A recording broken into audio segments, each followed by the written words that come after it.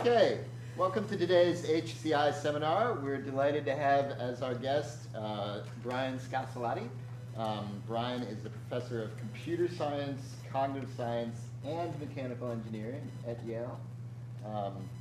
And he is an alum from here, I guess a triple alum from here, technically speaking. Bachelor's, master's, and PhD. He worked with Rod Brooks and worked on the Cog and Kismet robots, and among other things. But today he's here to talk to us about his work on robots that teach. So we're looking forward to this. It is really nice to be back. Thanks everybody for coming out. I guess I should turn this on. There we go. So thanks everyone. Maybe if that's not too much. Okay. I was here initially as an undergrad in course 9, and I thought I was going to be a developmental psychologist for the rest of my career. And then midway through, I ran into Rod Brooks, and he convinced me that robots were really interesting. But I've still always been more interested in people than I've been in machines. So I want to talk today a little bit about some of the pieces that we've put together over the last 5 or 10 years that talk about the way in which people respond to robots. And then we'll demonstrate that using some of the current work that I've been doing on building robots that teach, and especially robots that teach social skills to kids with autism. So let me start with something that's really very basic and fundamental, and I'll apologize for going that basic, but you'll see why in a minute.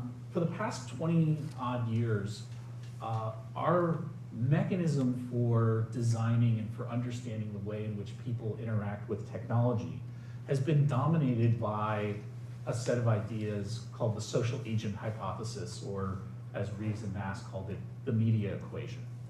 That is the idea that we interact with technology as if that technology were human. We treat robots like people, we treat avatars like people, we treat all sorts of engaging, interesting media as if they were people. And we've followed this basic design rule, and we've seen lots of examples, starting with Reeves and Nass, about how we can shape interactions by looking at the ways that we shape human-to-human interactions.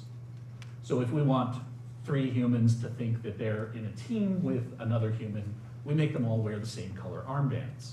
And if we want 3 humans to think that they're on a team with a computer, we make them all wear the same color armbands. If we want a person to prefer one agent's advice over another agent's advice, we have that first agent mimic their mannerisms. In the same way, if we want them to prefer one robot's advice over another robot's advice, we have the first robot mimic their mannerisms.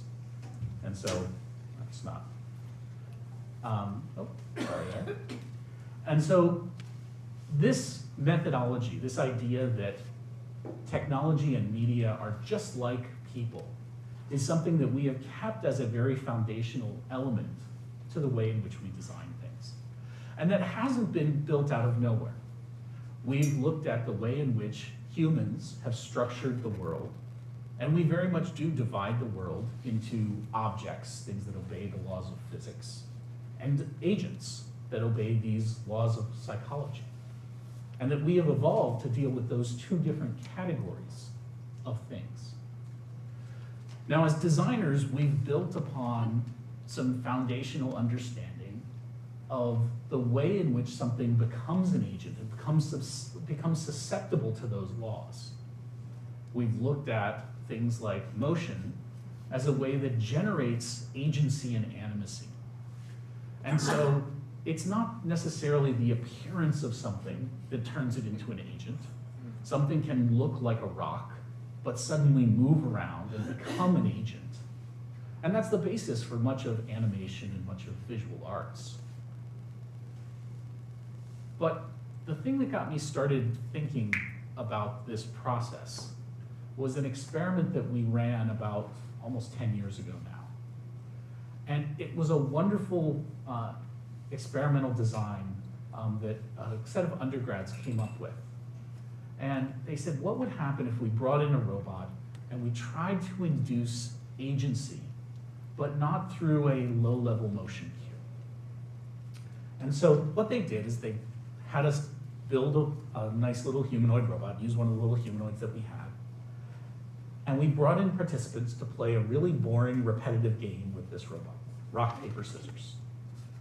And people played 20 rounds of rock, paper, scissors, about 20 minutes long with this robot. And 20 minutes of rock, paper, scissors, oh, I don't know why that HDMI keyboard keeps wanting to bump out. 20 minutes of rock, paper, scissors Yes, I win. leads to extremely bored undergrads. Yes, I win. Bored, We have time. really bored. And after 20 minutes of this, they are exactly that. Now, the trick that they used in the experimental protocol is that after 20 rounds of this boring rock, paper, scissors, one unusual event happened. And for half of the group, the unusual event was that the robot, through a gesture, lost the match, but incorrectly said, "I win." And that mismatch, that malfunction, led to confusion.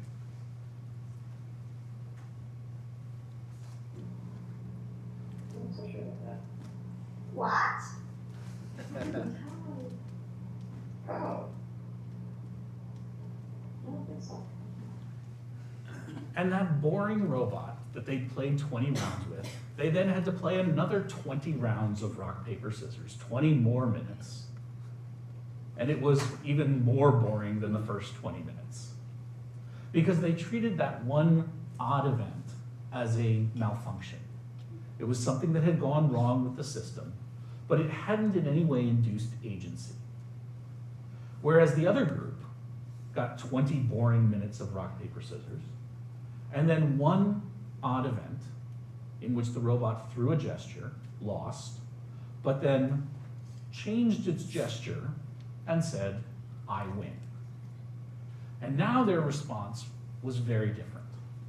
Now it went from being just an object, just a broken toaster, to being a real agent, a sneaky bastard.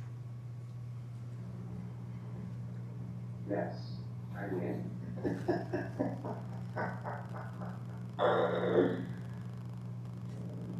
Bastard. Yes, I win. It's cheating. Yes, I win. You're tricky. Yes, I win. And so they laughed and they smiled and they started making eye contact with the robot and they started talking to the robot. No one talked to the robot in the first half. They rated the robot as more fun to play with, more interesting to game with, more challenging, more intelligent, and better looking. And that persisted because even though they had to play another 20 minutes, at the end of really 40 minutes, they were sitting there on the edge of their seat, still watching that robot to make sure it didn't cheat again. That transformation to agency changed their entire interaction with it, changed the way they perceived it. And it was just that one event. And unlike these basic motion cues, with those basic motion cues, we could turn on and off agency and animacy at sort of a switch. Good animators can make a sack of flour jump up, run around, become an agent, and then fall down and just be an object again. With this, it was very persistent. It was very hard to extinguish. Now, there were some flaws in that original design, and the most interesting follow-up that we did to this, I think, was done by Alex Latoya. And Alex looked at what was the difference between when the robot tried to cheat in order to steal your victory away and cheat in order to give you a victory that you didn't deserve. And again, the responses were very different. So when the robot cheated in order to lose, that is to throw you a victory that you didn't deserve, people didn't treat it as an agent. It wasn't animate. Oh, you win. Let's play.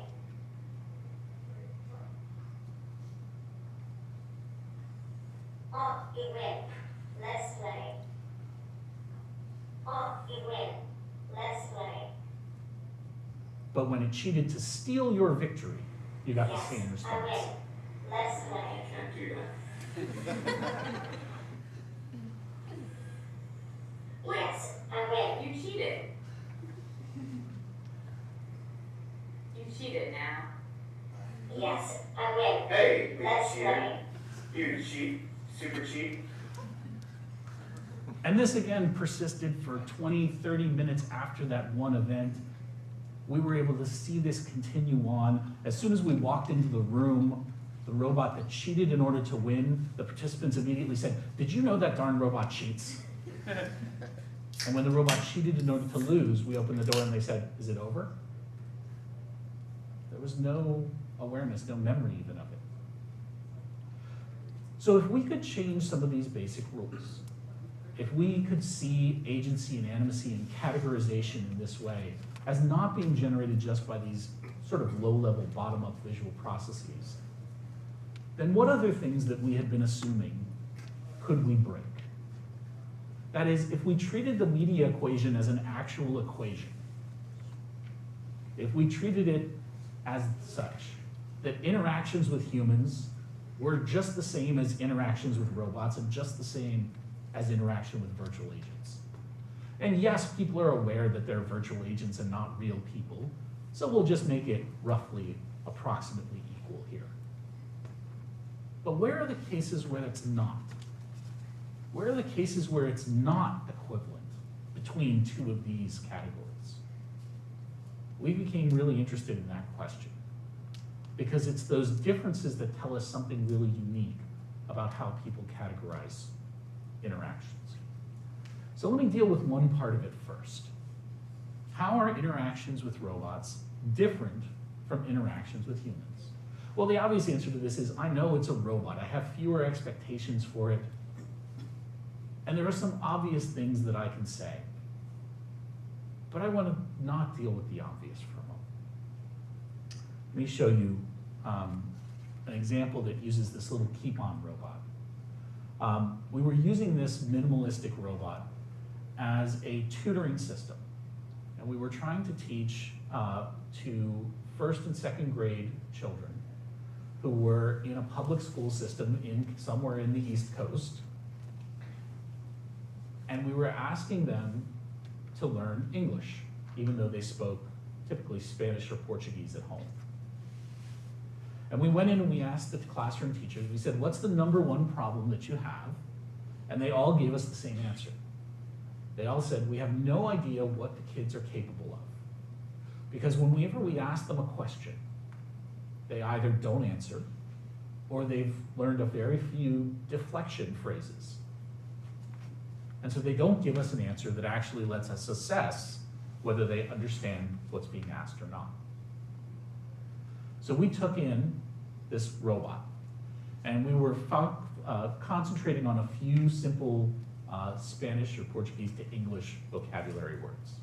In this example, you're going to hear the Spanish verb hacer, which in English you translate as either make or do, depending upon the context. And if you want to learn this, there are 14 context rules that you need to master, so that you learn that you do your homework, you don't make your homework, but you make your bed, you don't do your bed. Okay. That's a very challenging task for first and second graders.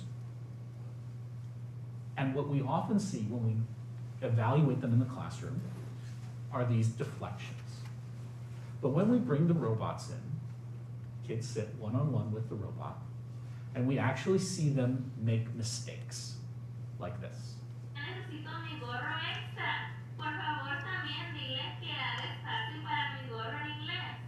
You can do a space more. Bueno, estamos listos para irnos.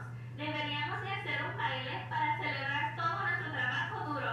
Dile a Spot en inglés que... So instead of saying, make more space, he says, do a space more.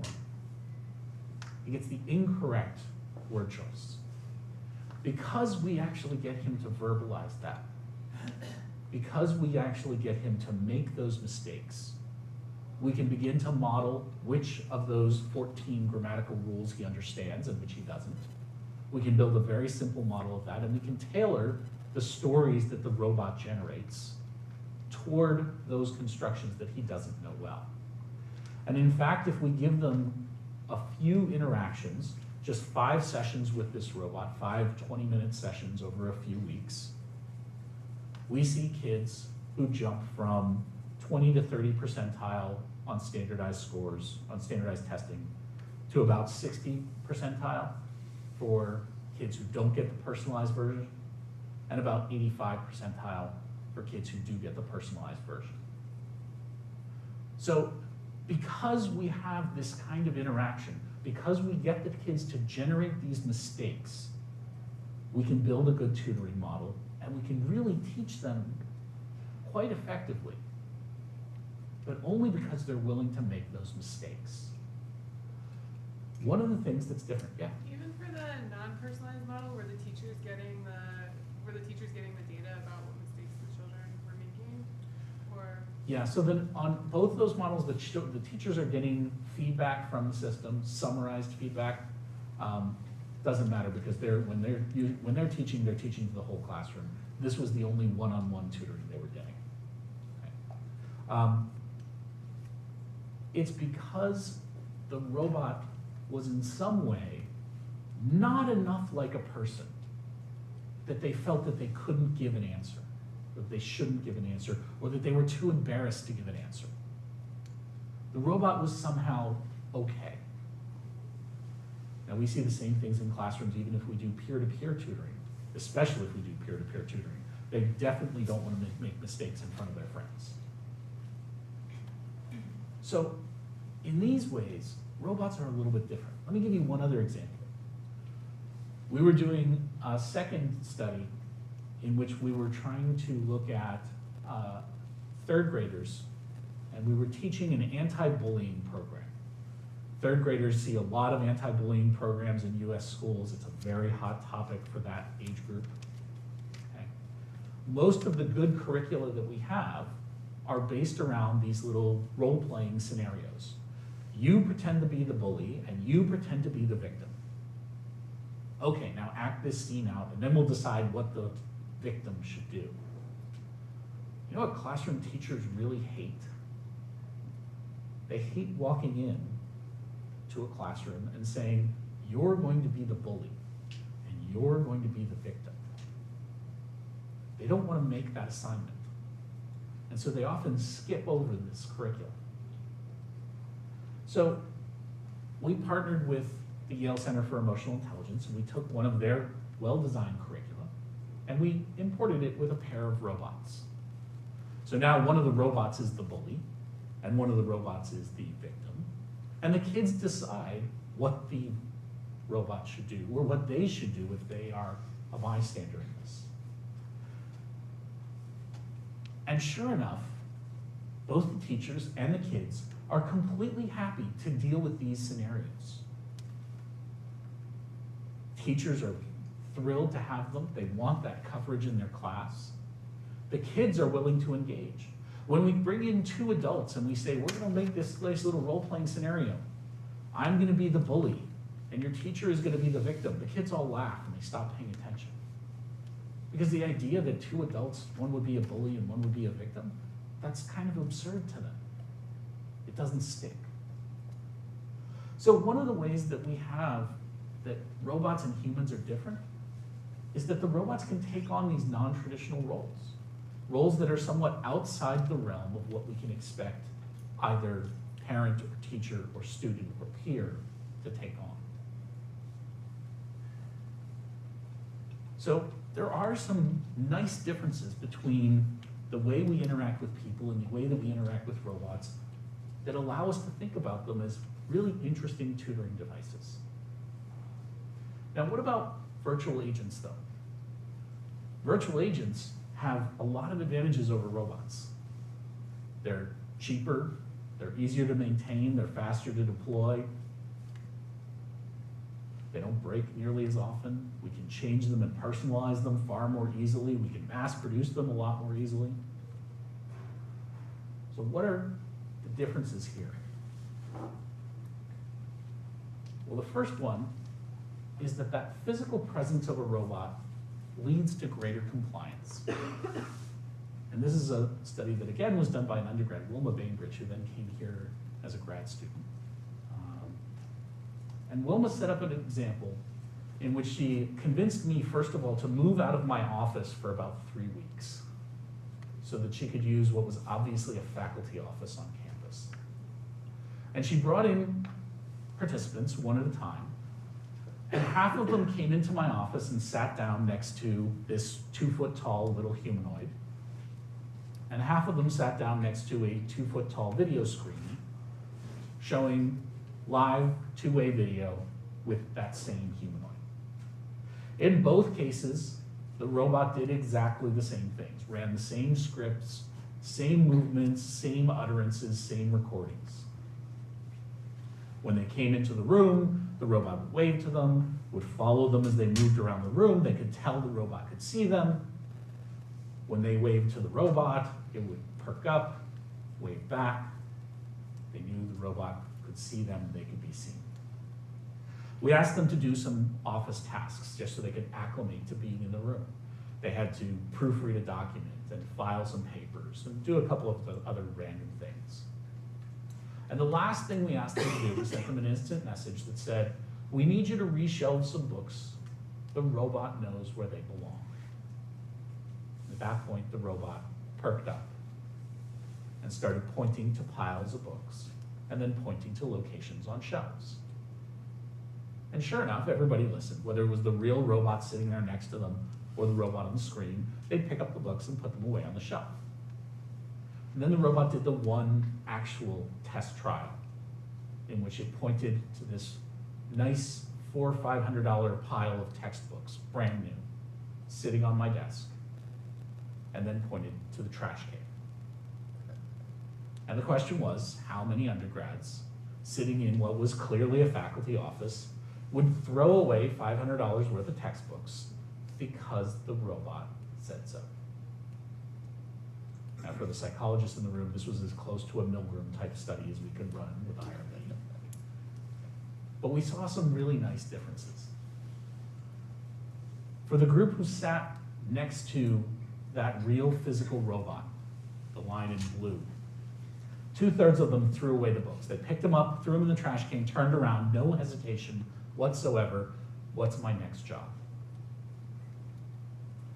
For the group that sat next to the robot on the screen, less than 20% of them threw away the books ever. They all picked up the books. They all walked over to the trash can. They all knew exactly what the robot was doing and what it was asking. But they really didn't want to throw them away. They would try to negotiate with the robot. Are you sure you want me to do this? And the robot would keep pointing to the trash can. They would hide the books behind the trash can. They would put the books on shelves near the trash can. One ingenious student put the books on the floor, put the trash can on top of the books. Anything but throw them away. Now, we even ran a third version of this in which we explicitly put another screen next to the robot that showed a picture of a trash can and an arrow going into it. So there was no doubt whatsoever. Didn't change any of the results. 20% of them threw it away. No more. That physical presence of the robot, more than the virtual agent, more than the telepresence system, leads to compliance. We've seen this in lots of different ways. This is just my favorite example of it. Question? Yeah. I assume we debriefed, or did you debrief and ask them why they didn't throw them away? And Yeah. were you hearing different reasons in the embodiment? We heard all sorts of different versions when it was the screen. We heard them say, I didn't think I should. I didn't think the robot was serious. We heard everything from it's not right to I wasn't certain. Even though when we asked them the question, what were you supposed to do? The answer was always throw the books in the trash can. For the group that threw the books away for the embodied version, what did you do? I threw the books in the trash can. Why? Because the robot said so. There was no other question involved in this process for them. So we know that this happens. This happens with humans, but it happens with robots in much the same way, but not with virtual agents.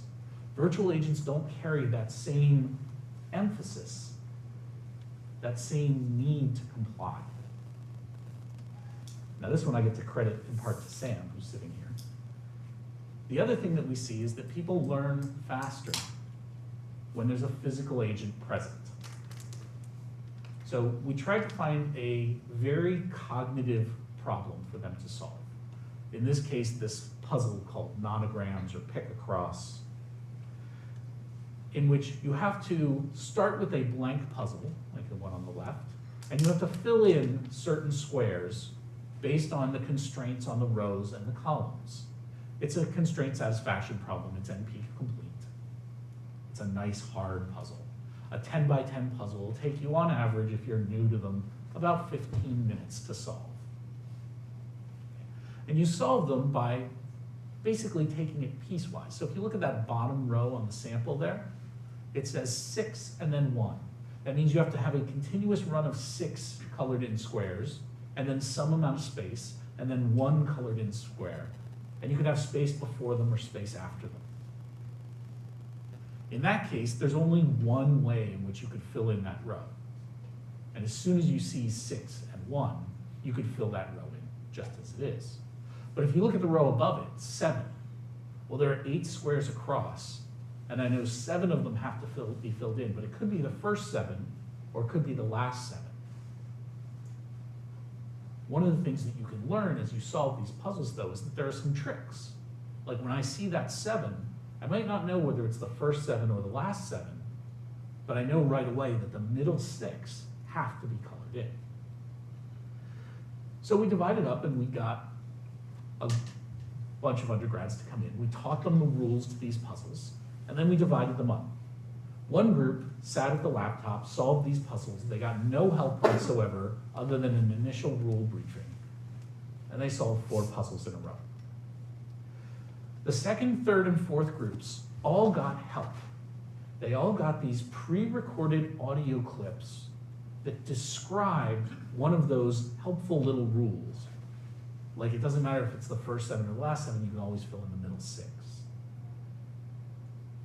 The second group had those pre-recorded clips delivered through a disembodied voice through the speakers of the laptop.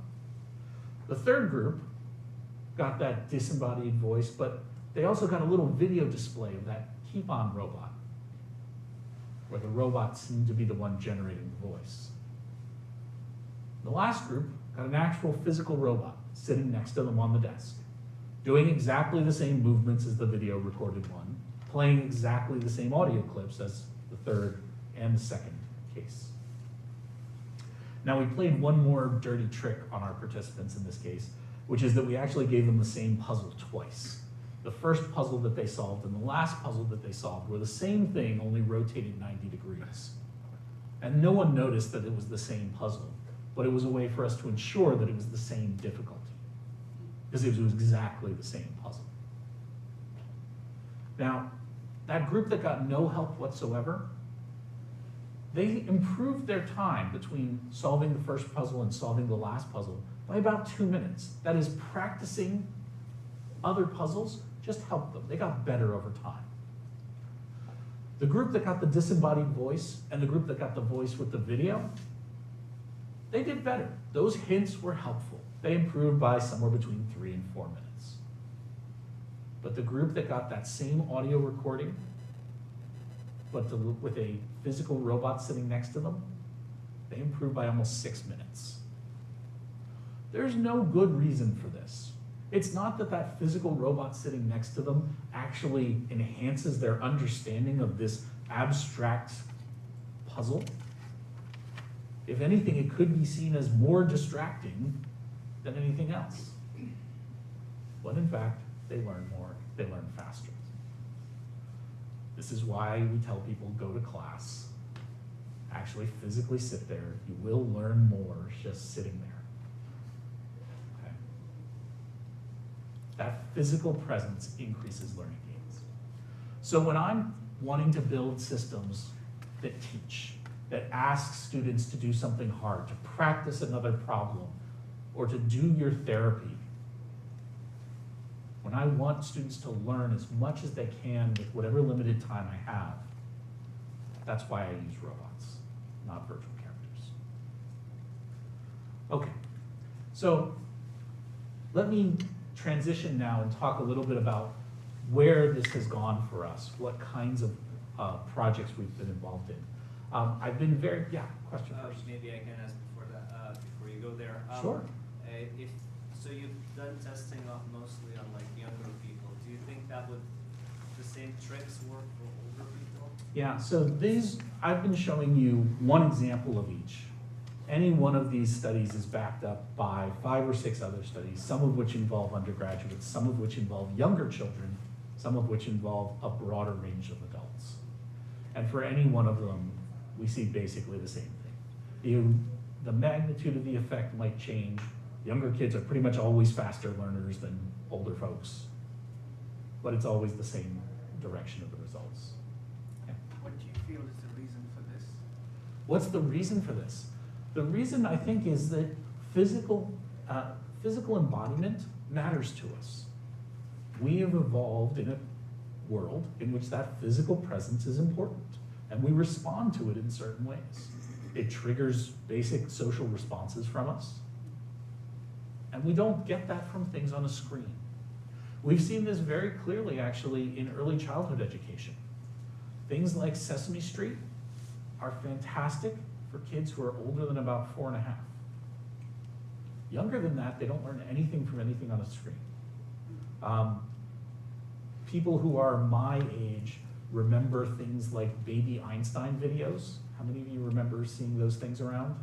Okay, a couple of you. These were sold for, I don't know, almost a decade, from about 2001 to about 2010.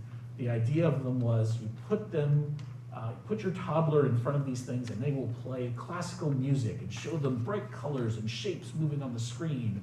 And suddenly your children will come out learning physics, by the time they're 3 months old, and other grand learning benefits. And they worked in that children, when you put them in front of them, would stare at the screen completely. And they would learn nothing from them. There was no learning enhancement from those things at all. Didn't matter what the content was, because young kids don't learn from screens. They'll pay attention to them, but they don't actually learn anything from them. So this is very much our human physiology at work. It's just that we sometimes forget it. All of the robotic forms you're using here at least have a pair of eyes and bear some. So have you used a CNC machine or Yeah, not on these protocols. I will show you some that in a few minutes that are just a ball, and you'll see the effects of those. David? You made an interesting statement that these students, that with video they will pay attention, but they won't learn. Yeah. That seems very, very deep. Like, what's going on there, right? Is it different brain processes in action? I mean, have you gone as far as MRI studies to see what's going on in the brain? Yeah, so this isn't my work, but if you look at Patricia Kuhl's work in early childhood education, this is something that they've studied quite a bunch over the last 5-10 years. And the result is really startling.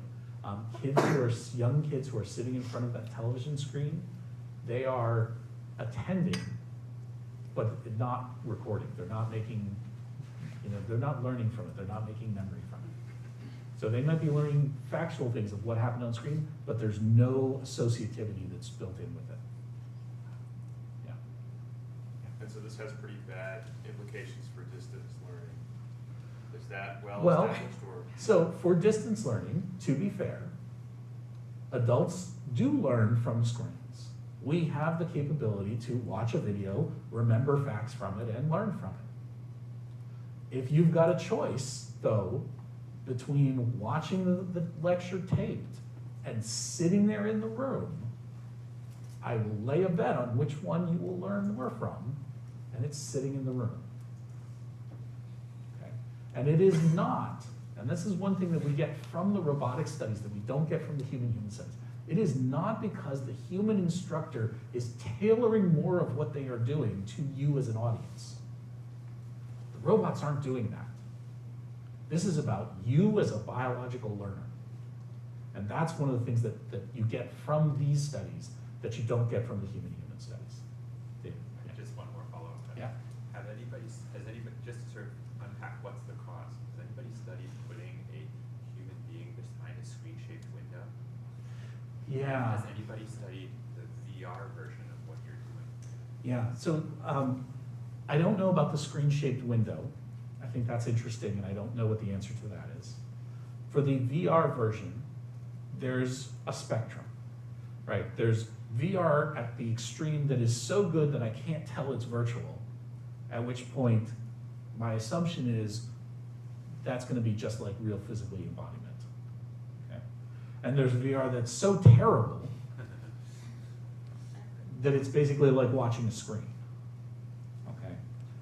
In terms of where does current technology fall, I think it's a little bit of a personal sort of preference at that point. You as an individual may get more or less out of that, but it's not going to be close to what you're getting, at least with current technology, with physically being there. So there's one more question up here. Same question, okay, good. All right, so let me give you a couple more examples of where this goes. About 5 years ago, I, along with Cynthia Brazil here at MIT and Maya Moderick at USC and Cliff Nass out at Stanford, we got the idea of saying, let's really be serious about building one-on-one interactive tutoring systems. And for us, robots were the way for this to happen. That was partly because we knew some of these effects, and some of them came as a result of this work, but also because we thought that we could engage children with these robots in the way in which we know children learn best, and that's as some type of peer-to-peer model. So we did what all good academics do. We went and wrote grant proposals and tried to get funding, and NSF was very kind enough to fund a 5-year program to look at this. But we knew that there were some technology limitations to this, that we needed to build systems that were actually good at one-on-one tutoring. And that meant modeling the dynamics of social interaction between the robot and the child, not just capturing momentary glimpses, but really characterizing the evolution of that dynamic. We knew we needed to be able to really personalize, not just the content that we were delivering, but also how it was being delivered. And we needed to be able to target some long-term learning goal and be able to get there in a small, incremental, stepwise fashion, and hopefully to do that automatically. Now, my own interest in this, I guess I should say, we've built a lot of different things over the last 5 years, some of which you've heard pieces of and some of which you're going to hear a little bit more about. But the thing that really motivated me, and that's been the core of what I've done for the last 15 years, is looking at the way technology can be used to do therapy and diagnosis for children with autism. So starting about 15 years ago, we started putting robots with kids with ASD. And in fact, when I left MIT and I moved to Yale, the first people I met were 2 clinicians. They were the first people on my interview schedule. And I thought for a while that I was interviewing for the wrong job. But in fact, they said, no, we wanted to get on your schedule because we think that there's something interesting that can happen here. And that was Fred Volkwar and Ami Klin. And they started off this trail of really interesting investigations that happened when we put these socially engaging robots into the same environment with kids with ASD. Now, I used to have to explain what autism was when I gave talks like this, because when we started this, the diagnostic rate in the United States was 1 in every 400 children. And today, we see numbers that are much closer to 1 in 48, according to the CDC. That's an enormous change in just a few years. That's due to a lot of different factors. But now it's much more a question of how do we address this growing population? So what happens when we put robots with kids, kids with ASD? This is something that has been done with all of these different kinds of robots from groups from really all over the globe. So represented up there, you've got the UK, Korea, France, Switzerland, Japan, and the US in various forms, and Canada. And in every one of these cases, with all of these different appearances, we see three things. We see robots coming into the room and the kids being highly motivated. That's not a headline. Here's a child, and they're very excited because there's a brand new robot toy. Not a headline. The second thing we see is we see sustained interest. These kids want to play with the robot for a really, really long time. Again, these are kids who are on the spectrum. They perseverate on activities. This is not a headline. But the third one is. And the third one is that very often, from anywhere from 60 to 80 or even 90% of the kids, we see them producing social behavior that we don't typically see them use. And that's something that we don't have a great explanation for even today. But let me show you what that looks like. In the early days, we did this in the way in which we as engineers were trained to do, which is that we took a robot, put it in a room, videotaped it, and then wrote a paper. And that's a terrible clinical methodology. We've gotten a lot better over the years. But the biggest thing that we did wrong is that we were very focused on how the children engaged with the robot, when instead we should have been focusing on how the children engage with their parents or their peers as a result of the robot. So let me show you one of the studies that did this, I think, right for the first time. This was Ellie Kim's dissertation work. So Ellie said, let's take a robot, and these are all used with kids who are engaged in lots and lots of behavioral therapy. And behavioral therapy is basically practice over and over again of the same situation. So we took one of the standard therapies that were being used, and we substituted out a clinician for a robot. So in this scenario, we had kids 10 to 14 years old, high functioning, verbal, and they were practicing the art of being able to change the inflection of their own voice. That is vocal prosody. So we brought the robot in, and we told the kids, the robot's afraid of water, and the child's job was to say something that sounded encouraging. And I want you to watch for two things in the video that I'm going to show you. One is the difference between the way the kids act before the robot comes out and after the robot is put away. And second, I want you to watch for a particular social behavior called social referencing, which is a glance toward one of the adults. It's a very typical behavior that we see kids do all the time. For this particular child, it's one we almost never see him do. Okay, so here we go. So we've been asking him questions. What kind of games do you play? He's echolalic, he repeats things. He doesn't face us, he doesn't make eye contact with us. Then we bring out the robot. And the robot, he's excited by. The robot looks down at the water and acts scared.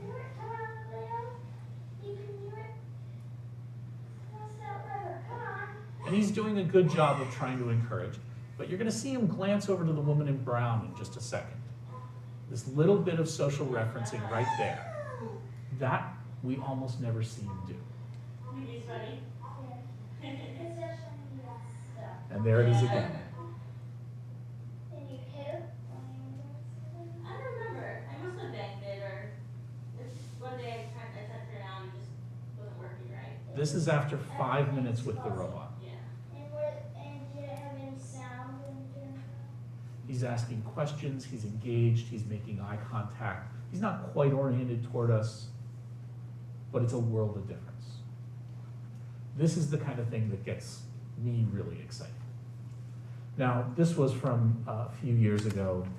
We've been working to try to improve this over time, because the thing that you can't see from the short video is that we brought him back the next day to do exactly the same thing, and it went great.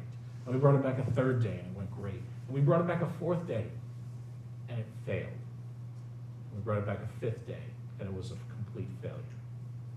Because if you do the same thing over and over, day after day, it gets boring for anybody. And he stopped paying attention to it.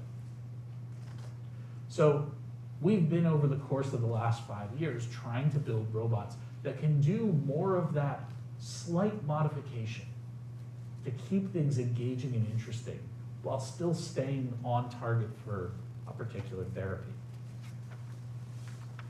We've also been asking questions about, why does this work? What is it? Is it really that it's the robot? Is that the robot really is special? Or is it just that the robot is new and exciting? So back in 2008, before the first iPad hit the stores, we did a comparison study in which we gave kids interactions either with an adult with a block game, with a robot, this little dinosaur with a block game, or with a block building game on a tablet, something that they had never seen before.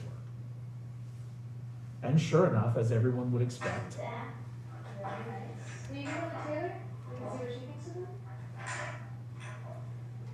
the interactions with the adult were kind of strained. The interactions with the robot were easy.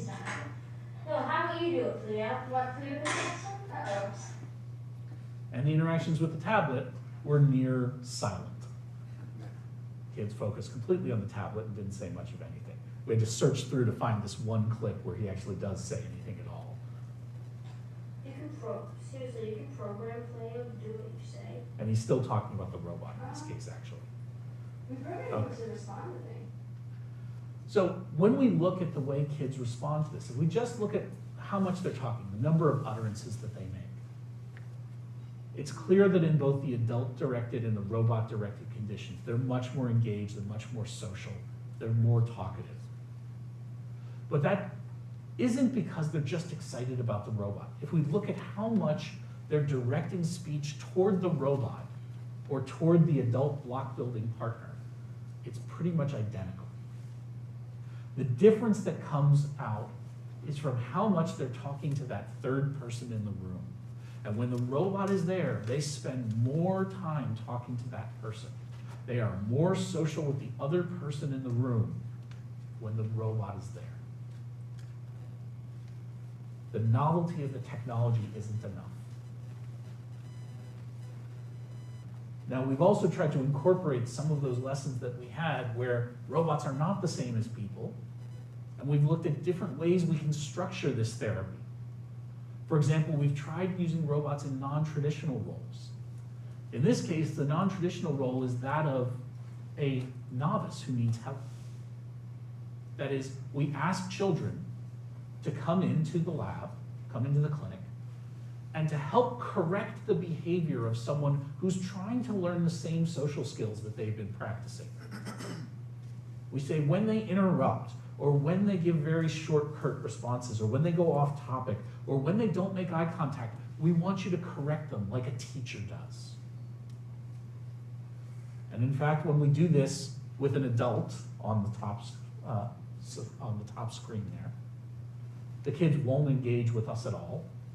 But when we do it with a robot, they engage immediately. And in fact, he was too excited to even bother to sit down. He wanted to start teaching right away. Our kid on top, it's actually the same child, on top, we can't get him to engage. We told him that the blonde woman closest to you, that she needed that help. He didn't believe it. Wasn't willing to do it. So these non-traditional roles can give us some ways of engaging in therapy that we can't otherwise get. We've also looked at ways in which we can use very much non-anthropomorphic systems, but to get interesting diagnostic information. So this is a commercial robot called Sphero, a little tiny ball. You can drive it around remotely. And we needed to use something that was both minimally, or in this case, not at all anthropomorphic, but also extremely rugged and robust, because we wanted to put it in a room with 2- and 3-year-olds and collect screening data from them. And so we knew they were going to pick it up and throw it and drop it and do everything else they could to it. So we had to go with something that was very rugged and very simple. We set the robot so that it had 4 sort of expressive states. Sometimes it was happy, and it played happy little music and rolled around a lot and flashed bright colors. And sometimes the robot was fearful, and it played this kind of anxious music and changed directions rapidly. And sometimes it was angry, and it flashed red and made this more metallic sound. And sometimes the robot was sad and flashed blue and rolled quietly. And we looked at the way in which kids interacted with it. On the top, a typically developing child interacting with that ball, and on the bottom, a child with ASD.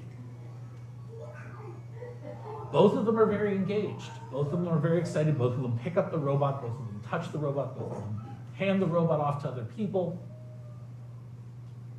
But for most of the cases, the interactions for our typically developing kids are very social. They're engaged with the other person in the room. For our kids with ASD, they're very insular. And in fact, even with just the simple accelerometer and gyroscope that we have on these devices, we can actually see statistically reliable differences in how the robot is handled when it displays certain states. So when the robot is displaying sad, our typically developing kids are very likely to go over and pick it up, and we can detect that pickup. Our kids with ASD almost never pick it up when it's sad. They pick it up a lot, but not when it's sad. So some of these things that we can get from these robots, because they are different, we can get very quantified results about specific behavior. Okay, the last thing I'll say, and I'll wrap this up very quickly because this isn't even done yet, is that we've been moving over the last 5 years to being able to do the kind of therapy that we really want to do. And in conjunction with a lot of different groups, we're working towards the next few months when we'll be putting 30 robots out into 30 homes for 30 days, where the robot has to do 30 minutes of therapy every day with a child with autism. And I get no information back from the robot until the end of the month. As thanks to HIPAA and some of the constraints that we're under, we will drop the robot off on day 1 and pick it up on day 30 and see if we can make that work. That's our challenge, and that's what we've been building toward. All right, so let me say thanks. There's a lot of different programs out there. If you want also, later feel free to ask me. We were doing work with identifying help seeking with 5th and 6th graders in math. We've been working with a project with deaf infants who are learning to sign using a combination of a virtual avatar and a physical robot. We've been working on how robots can shape the behavior of groups and actually improve teamwork within the group. And thanks to some work from Brad, we've gotten into collaborative manufacturing, the idea of robots and humans building systems together, and robots becoming good partners and assistants during that time. All right, and I'll cut this short because we're a little over, and just say thanks a lot to both the people who pay for this and the people who do the work. All right.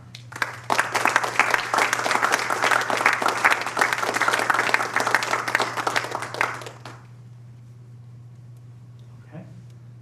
Yeah. How do you make, so you mentioned that a bit before, but how do you make kids to engage for long periods of time?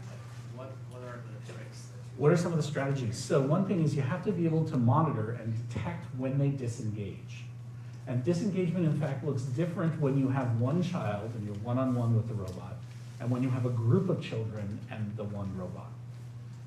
And in fact, if we look for certain cues like shifts in posture, changes in gaze direction, changes in expression, it's almost the exact opposite ones when it's one-on-one versus when it's in a group. So when it's one-on-one, kids when they get disengaged, they start staring off at other places. They start to slouch a lot more. And in fact, in groups, when the kids are really paying attention, they're looking at each other and they're looking off on the other places, and they're a lot more slouched. And when they're staring at the robot and they're sitting straight up, we know that they're not actually paying attention. So it's an interesting question, and the first thing you have to do is you have to detect that disengagement. And then second, you have to be able to act on it. You have to be able to do something. Okay? Sometimes it's really simple. So sometimes to re-engage, all you have to do is make social contact. Suddenly make eye contact. Brad is no longer paying attention to what I'm doing, and so I'm gonna make it really obvious that I'm paying attention to Brad, and soon enough, he's gonna come back to me. Okay? And lecturers, we do this all the time, right? Sometimes it's a lot more complicated. Sometimes with kids, maybe it's time to take a break. We had a study that just came out in the last couple of months that's looked at when it's appropriate when kids are needing to take a break. It's not that you can just plow through straight through all the time. Should you, however, follow one educational theory that says breaks should be rewards for positive performance? Or should you follow the other educational theory that says breaks are the things that give you cognitive rest, and when you see a series of mistakes happening, that's when you should take a break? That's an empirical question for a robot. So there are a lot of little tricks that we can use. Some of them are very subtle, okay? Some of them are even directional. When we have groups, one of the things we'll do is we'll ask a question of someone else in the group. And that actually is usually a very good way to focus everyone else in the group, okay? So if Sam is the one who isn't paying attention, I'm not gonna ask him a question, okay? I'm gonna ask the person sitting next to him a question, and then Sam's suddenly gonna pay attention. Like I said, there are a lot of these little tricks. Some of them are much more overt, some of them are not. And sometimes the answer is, it's time to stop. And over days, what do you do? Yeah, and over days, it's a lot harder. So over days, one of the things you have to do is you have to try to recognize what are the things that motivate a particular child. Not just in terms of what kind of activity, but what style of interaction is going to work well. We have some kids where you issue them a challenge, and that's a really good motivator for them. In other kids, it's a lot more about working collaboratively towards something. And we try to recognize that. And we vary it, because nobody's always the same forever. But we do try to make as much as we can out of those strategies as well. How do you vary from day to day? You make sure that you have enough content that you're not repeating things over and over. You look at changes in the order of which you present curricula, but you also, the short answer is right now you do need to rely on having enough curricula to cover that time.